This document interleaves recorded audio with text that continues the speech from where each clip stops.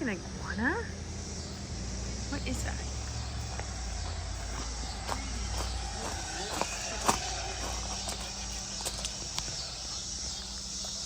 Oh, it's a log.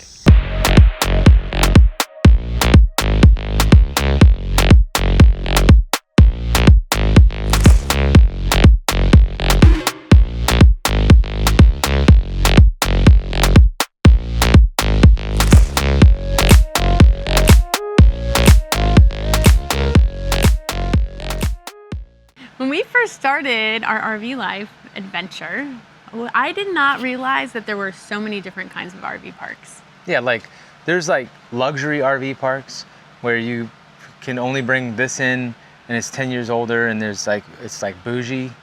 And then there's your roadside stopovers or boondocking sites. There's just tons of them. Yeah, all different kinds. And what we found out is that you have to do your research. You have to like look at them. You have to look at them on Google. Look at, will your RV fit in this park? Is this what you're looking for?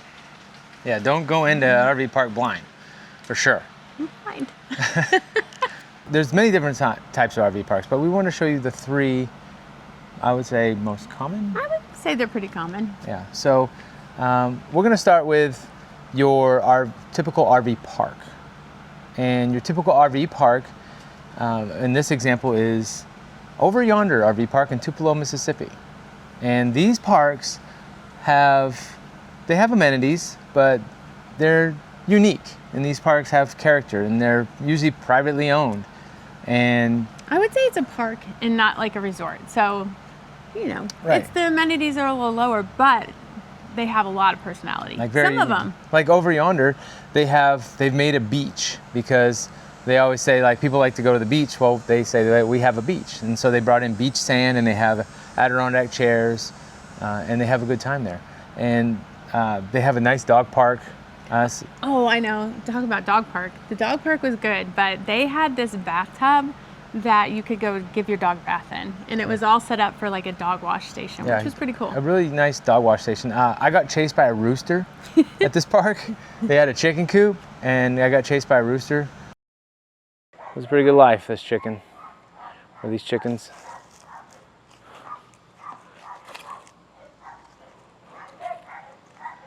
Well, here he comes. He senses fear. I think that rooster's after me. You after me? I think the rooster's after me. Let's go this way.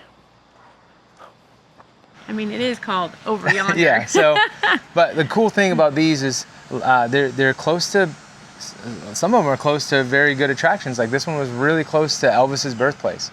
And so we got to just 10 minutes down the road, we zipped on over and got to see that, which was really nice. Mm-hmm. So usually they have maybe like an RV park might have a little bit less amenities than like a resort style, but typically they're the things you would need, you know, anyway. There's like laundry facilities. Typically they might have a little store in there. You could get a few, you know, goods and things in, but typically not as many amenities as your, you know, a resort style. Right.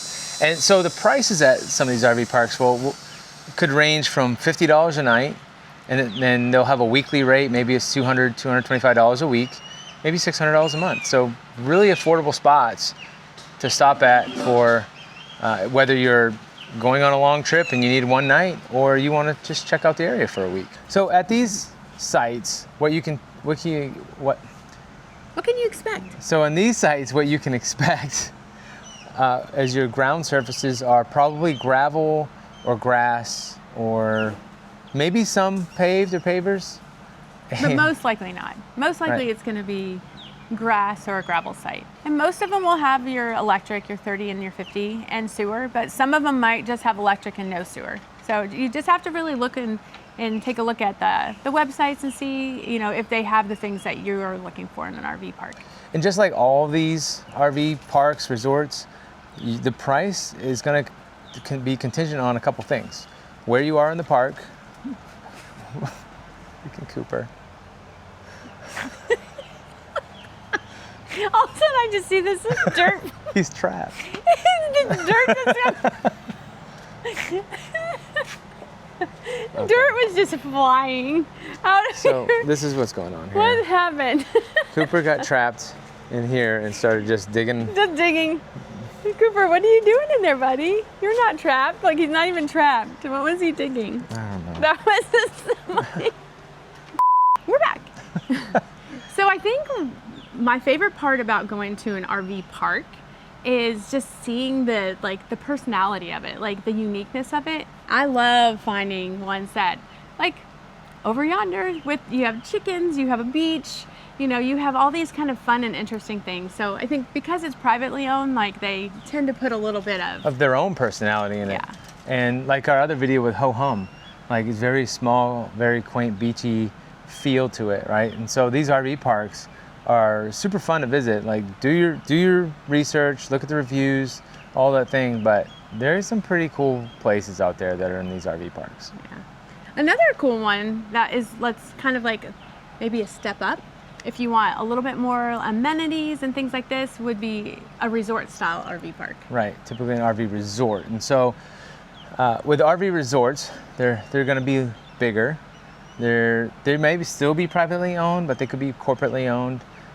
You can see like your KOAs, your Sun retreats. Yogi Bears and things like that. Those are corporately owned RV resorts. But then, Sun Retreats is a good one. So what are you going to find there? You're going to find pools. You're going to find maybe some hot tubs. Pickleball. And some of these RV parks will have that too, but these RV resorts typically have these amenities. A community center that's large and has events and an event calendar, things going on each week. So the RV resort that we visited was Biloxi Bay in Biloxi, Mississippi. And that was a good one. This is a really cool one, and it's fairly new, Yeah. a couple years old. This one had a water park, like water slides. Again, pickleball. It has a marina. It has a lazy river. A lazy river. Has this bar in the marina, and then you, like I said, look at the events calendars at these places, because you could find yourself in the middle of a steak cook-off like we did. And so you walk into the bar, and then here's this spread of steaks that everybody cooked up in this competition, and you could just take bites, and it was You made amazing. it sound like we were all eating the same steak. Well, they were all cut up into little pieces. They're all cut up in pieces, and we got like to judge. and we got to be the judges. Cool thing about this is right on the bay of Biloxi, looking over the casino on the other side of the bay, but also the community there. There's bags tournaments. There's, like I said, there's 2 hot tubs, really nice pool. Yeah, I like that they have different sections in the park too, and there was a section for only Class A's that we could pull in forward instead of most sites you're ending up backing in, but we got to pull in forward. So right out our front windshield was a beautiful view of the bay, which was really nice. So the sites though, like, are really range in price, because there's some sites that are gravel that are, less expensive, and then you might have, some that are cement and paved, or some are located in a different part of the park that might be more secluded or have a different view. So the rates on RV parks, and RV resorts, you really need to look at the websites, and so do your research. Like, what are you looking for? Are you wanting to go inexpensively, or are you really there for more of a view, and you're taking a little vacation, want to splurge a little? So just like before, the location in the park, the surface that you're parking on, and the time of year you're going. And what's important to note is sometimes they flip. So like here in Florida, the more expensive time is in the winter, and the cheap off-season is in the summer. But the parks up north, you flip. And the in-season is in the summer, and then the winter, they're either closed or they're really cheap. Yeah, definitely don't want to go Maine camping in the winter. If it's not for you. It's not for me. It might be for you. The last style of RV park that we're going to share with you that we've been to is your high-end luxury RV park. And the one we actually found this during Hurricane Helene last year. We had to evacuate, and this was a luxury Class A only RV park where and the Class A's had to be 10 years or younger. And so this is These sites are, at least in this park, are owned by people. Like they're owned by an owner. Good thing they're owned by people, not like dogs don't own them. Yeah. Ferrets, they're not allowed to own them either, but people can own them. So they don't lease their sites, they actually own their site, and then they can rent it out. And these are expensive. And so some of them. Oh, yeah, they're all expensive. We got lucky because somebody was renting their site that they had bought, and so during the hurricane, I think we got it for like $68 a piece. But it was a steal, the deal. The rates on these ones range from off-peak to $85 a night to $200 a night. Mm-hmm. But what do you get in this park? A lot. And the prices, let's talk about what they have in the park, but the prices, if you want to own a lot in one of these premium ones, we looked it up because we were just interested. It could be anywhere from, I think there were some sites that were like $250,000 all the way up to over $1 million. The $1 million one actually came with a house. Yeah. It had a house and an RV site together. It was like a little cottage, super cute, pavered, and you get all these super amenities. Tiki bars on each site. Yeah. And the cool thing about this park is all the sites, at least the luxury sites, higher end, is a pull in, and they all face a golf course and a fountain. Mm-hmm. And so you can just leave your site out your RV door and just jump on a golf green and go and golf. Yeah, just wait your turn, jump on in. Yeah. So some of the amenities at that one, I know this. If you don't have a dog, this wouldn't be pertinent to you, but the dog parks were incredible. These dog parks are Cooper approved. Yeah, and definitely Cooper approved. Cooper absolutely loved these parks. He ran like a crazy man. They had all the toys there for him. They were turf. They had hoses to spray off if they had done anything. Like, it was just very, very well kept, very pristine.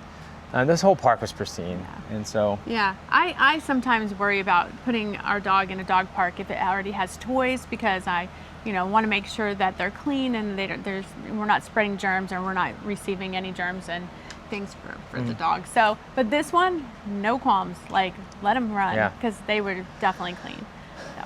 But this park had so many great things. It was on a golf course, like Kevin said, and it had pools galore. It had pickleball, hot tubs, a nice gym, very huge community center, and it was beautiful. amazing, and it was gated. Yeah. So that was kind of cool. Yeah. Except the gate was slow. And next to our RV had this beautiful outdoor kitchen and gazebo. It had a couch and seats and everything. And you actually felt like you were sitting in a living room. Like, it could have been raining outside and you could have just sat outside in this beautiful area. Everything, like the countertops were granite. Everything was paved. It was absolutely gorgeous. So the cool thing is about all of these parks is that you can find a deal. If you want to stay at a luxury RV park, if you just do a little bit of research, you can find a deal and get yourself in there for a pretty affordable price. But also, there's just so many different ones out there, and these are just the tip of the iceberg. Like we said in the beginning, there's boondocking where you have no electrical or anything, but like sites like Harvest Host where you're on a winery. There's the spectrum of RV parks is so huge. The thing is, like we said, do your research. Check it out, look at the reviews, look at the Google Earth, see if you can get into the place, see if you can get down the road to them if you've got a bigger rig like us. Mm-hmm. We've gone down some roads where we're hitting some treetops, so that wasn't fun. But that's true.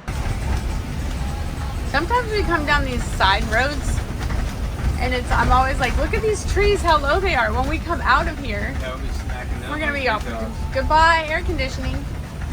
But enjoy these places. And one of the biggest and last things about all these is the community. Yeah. The RV community is second to none. And that's, I think, why a lot of folks do this. Yeah. So be curious, have fun, have an adventure, try something new maybe.